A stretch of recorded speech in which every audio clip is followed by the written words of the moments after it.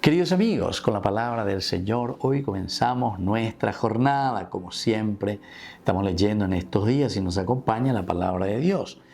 De la carta del apóstol San Pablo a los cristianos de Éfeso, capítulo 6 del 10 al 20. Hermanos, fortalezcanse en el Señor con la fuerza de su poder. Revístanse con la armadura de Dios, para que puedan resistir las insidias del demonio. Porque nuestra lucha no es contra enemigos de carne y sangre, sino contra los principados y potestades, contra los soberanos de este mundo de tinieblas, contra los espíritus de mal que habitan en el espacio. Por lo tanto, tomen la armadura de Dios para que puedan resistir en el día malo, mantenerse firmes después de haber superado todos los obstáculos. La pelea continúa. Queridos amigos, por una parte entonces el Señor nos está diciendo, fortalezcanse, fortalecerse. La palabra de Dios nos tiene que ayudar entonces a repensar nuestro camino día a día.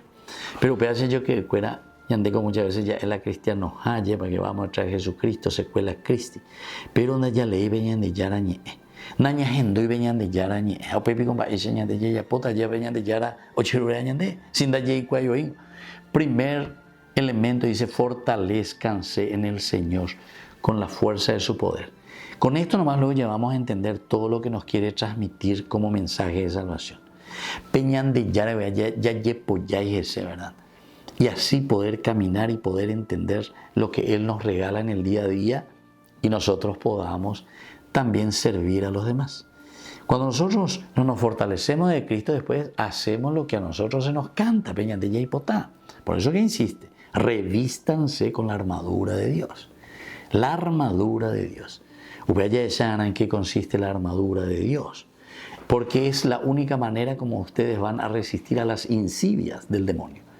Por no que la sepocanese, yapú o hacer cualquier cosa en forma negativa, quiere decir, queridos amigos, que tenemos que esforzarnos, ponernos, luchar, hacer todo de nosotros, poner nuestra fuerza de voluntad para que podamos también ofrecer lo mejor a los demás.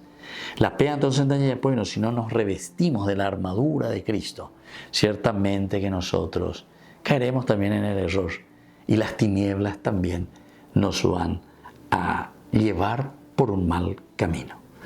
Queridos amigos, les dejo la bendición del Señor en este día. El Padre, el Hijo y el Espíritu Santo. Amén.